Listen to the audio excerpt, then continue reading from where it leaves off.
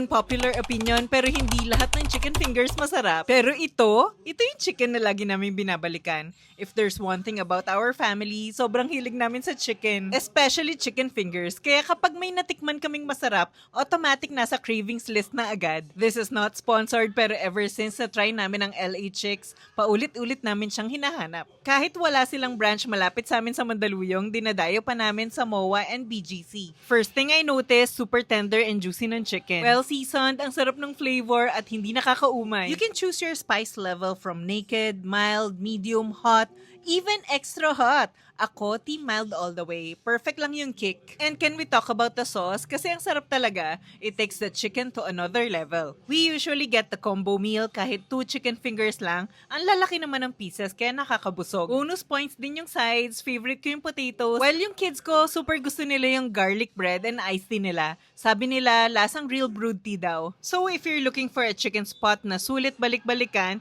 this might be your next craving. Kayo, na-try nyo na ba yung LA Chicks? Anong spice level ang kaya nyo? Kayanin ko kaya yung extra hot next time?